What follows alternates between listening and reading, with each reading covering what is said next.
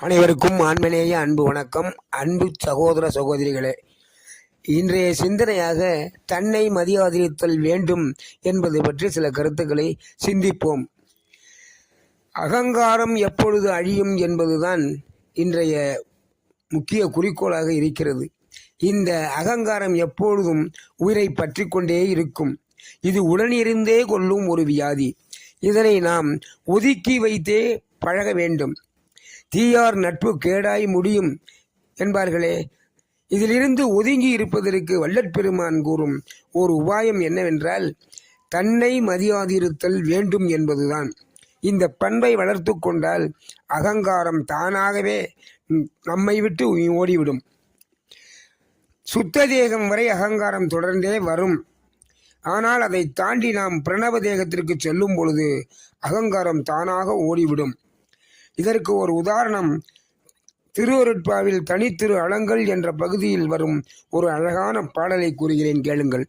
ஓங்கார அணை மீது நான் இருந்த தருணம் உவந்து எனது மணவாளர் சிவந்த வடிவகன்றே ஈங்கார பளிங்கு வடிவெடுத்து எதிரே நின்றார் இருந்தருள்க என்று எழுந்தேன் எழுந்திருப்பது என் நீ அகங்காரம் ஒழி என்றார் ஒழிந்திருந்தேன் அப்போ நான் அவரோ அவர்தானோ என்று அறிந்திலேன் முன்குறிப்பை ஊங்கார இருண்டுறவும் ஒன்றானோ மாங்கே உறைந்த அனுபவம் தோழி நிறைந்த பெருவெளியே என்று நிறைவு செய்கிறார்.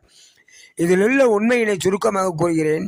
கடவுள் பளிங்கு வடிவில் பெருமானின் எதிரில் நின்றார். உடனே பெருமான் அமருங்கள் என்று எழுந்து நின்றார். உடனே இறைவன் ஏன் எழுகின்றாய்? அகங்காரத்தினை ஒழியும் என்றார். அதனை ஒழித்தேன் என்கிறார் பெருமான். பெருமானும் அகங்காரத்தை ஒழித்தார், ஒன்றானார்கள். இந்த நிகழ்வு எப்பொழுது நடைபெறுகிறது? ஓங்கார தியானம் செய்யும் பொழுது நடைபெறுகிறது. எனவே பிரணவ தேகம் பெறும்போதுதான் ஓங்காரம் ஒழியும் என்பது தெளிவாகிறது. எனவே சொந்தங்களே, நம்மிடம் உள்ள அகங்காரத்தை அழிப்போம். அகங்காரம் எப்போது அழியும் என்றால் தன்னை மதியாதி இருக்கும் பொழுதுதான் அந்த நிகழ்ச்சி நடக்கும்.